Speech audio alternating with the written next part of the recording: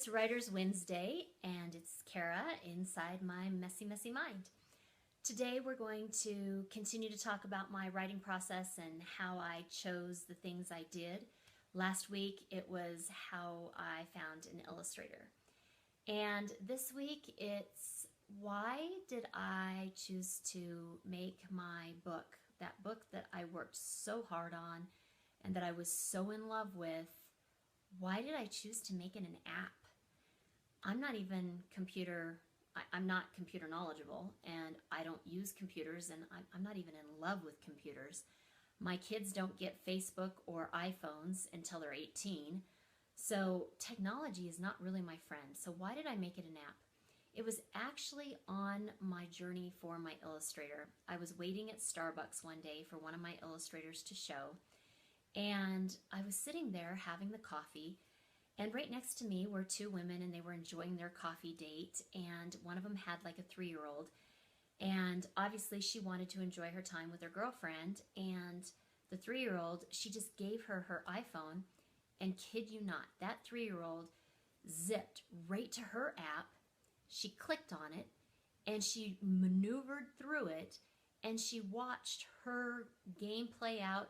And I saw her hit the pig, and it would go oink, oink, and then the little girl would go oink, oink, and then it would go moo, and she'd hit on the cow, and then the little girl would go moo, and she just walked all over Starbucks making all these animal sounds, and she was having a great time while the two mothers or the two women were having coffee and able to talk, and they were having a wonderful time. And I went, maybe I need to do something unique with my book. And the primary reason I had thought that is because I had already hit a wall, and that wall was my books are all poetry format. I love rhyming. I love playing with words. I'm kind of a geek that way, right? I can sit there and finagle things and play with things and, just do that because I enjoy it. But the problem is that poetry makes the book a much higher reading level. And the interest level for my books is lower than my reading level. And most publishers, editors, whatever, will tell you that that's a death knell. That is not a good thing anymore, especially in today's day and age when education is so watered down. So now all of a sudden I had books that were reading level of anywhere from 8 to 11, and I had interest level of 4 to 8. So it's great for those 8-year-olds, right? But I only had a 1-year mark. And that is a horrible sell. So I thought, how am I going to do this? And then I saw this little 3-year-old, and I thought, wow, that's the answer to everything.